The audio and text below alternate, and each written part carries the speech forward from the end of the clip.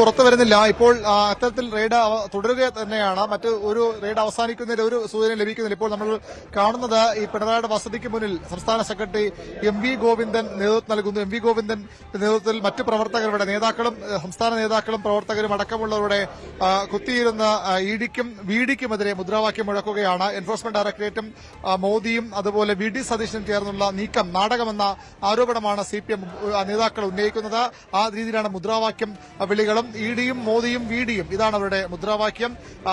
Raid തടസ്സപ്പെടുത്തില്ല, പക്ഷേ ഇത്തരത്തിൽ പിണറായിയെ തടങ്കലിൽ വെക്കുന്നതിനെതിരെയാണ് പ്രതിഷേധം. ഇപ്പോഴും ആ പ്രതിഷേധം തുടരുകയാണ്. പ്രവർത്തകർ നേരത്തെ ഈ വീടിന് മുന്നിൽ കൂടി നിന്നു. ആ ഭാഗത്ത് ഗേറ്റുള്ള ഭാഗം വിട്ട് മറ്റൊരു ഭാഗത്തേക്കാണ് ഇപ്പോൾ പ്രവർത്തകരെ കേന്ദ്രീകരിച്ചിരിക്കുന്നത്.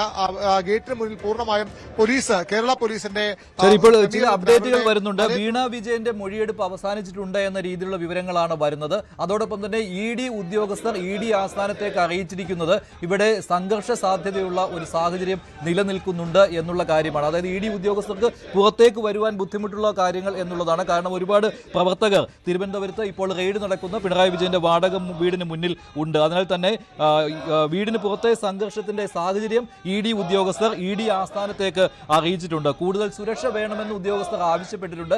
അത് പ്രകാരം ഇപ്പോൾ കേരള പോലീസിന്റെ കൂടുതൽ സംഘം വീടിന് മുന്നിലേക്ക് വരുന്നുമുണ്ട്. മുതിർന്ന ഉദ്യോഗസ്ഥരും എത്തുന്നുണ്ട്. അവരുമായിട്ട് ED ഉദ്യോഗസ്ഥർ സംസാരിക്കുന്നുമുണ്ട്. വീടിന് മുന്നിൽ പിരിഞ്ഞുപോയ പ്രവർത്തകർ വീണ്ടും തിരിച്ചെത്തി റോഡിൽ വന്ന് കുത്തിയിരിക്കുന്ന ഒരു കാഴ്ച നേരത്തെ ഉണ്ടായിരുന്നു. പക്ഷേ CPM സംസ്ഥാന സെക്രട്ടറി MV ഗോവിന്ദനും മറ്റ് CPM നേതാക്കളും പറയുന്നത് പ്രവർത്തകർ ഒരു തരത്തിലുള്ള കാര്യങ്ങളും ED ഉദ്യോഗസ്ഥർക്കെതിരെ ഉന്നയിക്കുകയില്ല, അവരെ മായി നേരിടില്ല, അവരെ തടയില്ല എന്നുള്ള കാര്യം നേതാക്കൾ പറയുന്നുണ്ട്. പക്ഷേ എങ്കിലും ഇത്രയും പ്രവർത്തകർ കൂടി നിൽക്കുന്നതിനാൽ അവർ പ്രതിഷേധ മുദ്രാവാക്യങ്ങൾ വിളിക്കുന്നതിനാൽ ED VD എന്നുള്ള മുദ്രാവാക്യങ്ങൾ വിളിക്കുന്നു. അങ്ങനെയുള്ള കാര്യങ്ങൾ ഉള്ളതിനാൽ തന്നെ അവിടെ ED ഉദ്യോഗസ്ഥർ ഒരു മുന്നറിയിപ്പ്, ഒരു മുൻകരുതൽ എന്ന രീതിയിലാണ് ED ആസ്ഥാനത്തേക്ക് കാര്യങ്ങളുടെ ഗൗരവം അറിയിച്ചിരിക്കുന്നത്. അതായത് ED ഉദ്യോഗസ്ഥർക്ക് വെളിയിൽ വരാൻ, റെയ്ഡ് നടത്തുന്ന ഉദ്യോഗസ്ഥർക്ക് വെളിയിൽ വരാൻ പറ്റിയ സാഹചര്യം ഒരുക്കണം എന്നുള്ള കാര്യമാണ്. ഡാൻ കുര്യൻ ചേരുന്നുണ്ട്. ഇതിന്റെ കൂടുതൽ ഡാനിലേക്ക് വരാം. അതിനു മുമ്പ് അരുൺ, ഇങ്ങനെ ഒരു സാഹചര്യം കൂടി ഉണ്ടല്ലോ. ED ഉദ്യോഗസ്ഥർ തന്നെ ഇപ്പോൾ കേരള പോലീസ് ഉദ്യോഗസ്ഥരുമായി സംസാരിക്കുന്നുണ്ടല്ലോ അവിടെ.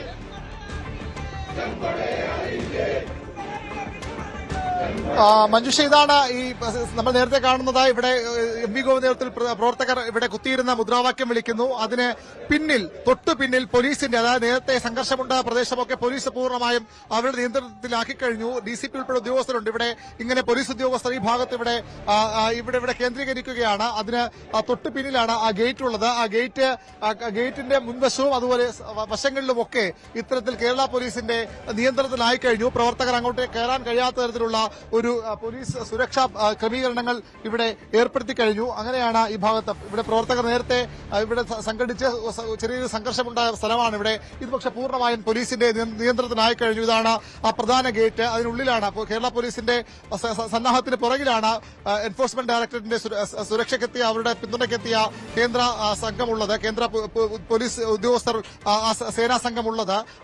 ഇതിനുമിടയിൽ, അതായത് പ്രവർത്തകർക്കുമിടയിൽ ഇവിടെ ഈ ഭാഗം പൂർണ്ണമായും പോലീസിന്റെ നിയന്ത്രണത്തിലായി കഴിഞ്ഞു. പ്രവർത്തകർ ഇവിടേക്ക് വരാൻ കഴിയാത്ത തരത്തിൽ ഈ ഭാഗത്തൊക്കെ പോലീസിന്റെ ക്രമീകരണങ്ങൾ ഏർപ്പെടുത്തി കഴിഞ്ഞു. DCP ഉൾപ്പെടെയുള്ള ഉന്നത പോലീസ് ഉദ്യോഗസ്ഥർ ഇവിടെയുണ്ട്. അങ്ങനെയാണ് ഈ ഗേറ്റ് വേണമെങ്കിൽ ഈ എൻഫോഴ്സ്മെന്റ് ഡയറക്ടർ ഉദ്യോഗസ്ഥർ പുറത്തേക്ക് വന്നാലും അവർക്ക് ഇതുവഴി പോകാനുള്ള ഒരു ക്രമീകരണം കൂടി ഒരുക്കിയാണ് ഇപ്പോൾ പോലീസ് ഈ രീതി പ്രവർത്തകർക്ക് ഇടയിൽ ഒരു മതിൽ തീർത്ത് നിൽക്കുന്നത് കാണുന്നുണ്ട്. ഒന്ന് അരുൺ വിവരങ്ങൾ നൽകുന്നത് തിരുവനന്തപുരത്ത് ബേക്കറി ജംഗ്ഷനിലുള്ള പിണറായി വിജയന്റെ വാടക വീടാണ്.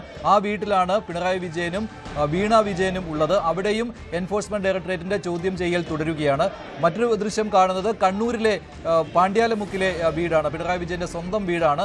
അവിടെ ED ഉദ്യോഗസ്ഥർ പോലീസുമായി സംസാരിക്കുന്നുണ്ട്. അവിടെ ED ഉദ്യോഗസ്ഥർക്ക് വെളിയിലേക്ക് വരുവാനുള്ള സാഹചര്യം ഒരുക്കുകയാണ് എന്നാണ് കരുതുന്നത്. അവിടെ നേതാക്കളുമായിട്ടും സംസാരിക്കുന്നുണ്ട്. ബുദ്ധിമുട്ട് ഉണ്ടാക്കുന്ന ഒരു സാഹചര്യം ഉണ്ടാവുകയില്ല എന്നതാണ് നേതാക്കൾ. പക്ഷേ അവിടെ നേരത്തെ KV ബൈജു നൽകുന്ന വിവരങ്ങൾ അനുസരിച്ച് ED ഉദ്യോഗസ്ഥരെ തടയുവാനുള്ള സാധ്യതയുണ്ട് എന്നായിരുന്നു. അവർ പ്രകോപനപരമായിട്ട് തന്നെ CPM പ്രവർത്തകർ മുദ്രാവാക്യം വിളിക്കുന്നുമുണ്ടായിരുന്നു. പക്ഷേ ആ സാഹചര്യം ഒഴിവാക്കുന്നതിന് വേണ്ടിയാണ് അത്തരത്തിലുള്ള ഒരു കൂടിയാലോചന അവിടെ നടക്കുന്നത്. അരുൺ, തുടർന്നോളൂ. ഇപ്പോൾ തിരുവനന്തപുരത്തെ വിവരങ്ങൾ എന്തൊക്കെയാണ്?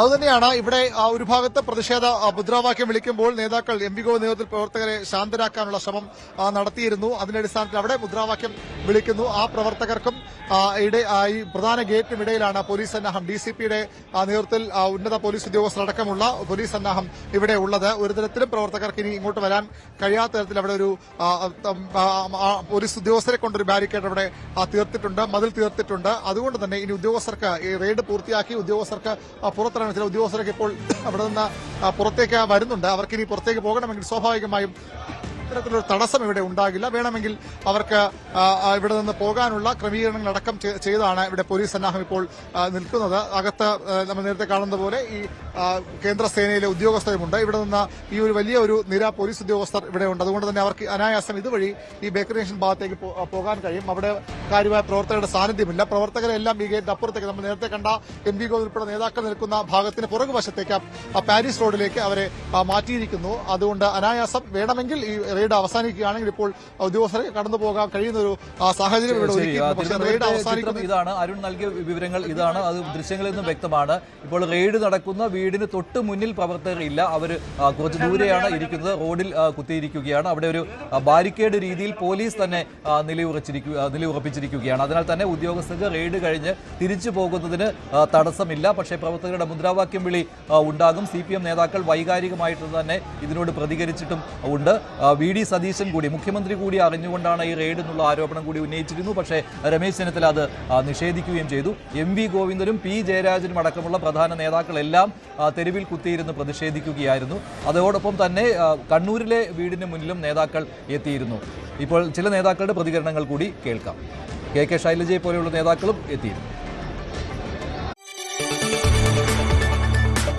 കൂടുതൽ വാർത്തകൾക്ക് News 18 Keralam YouTube channel subscribe ചെയ്യുക.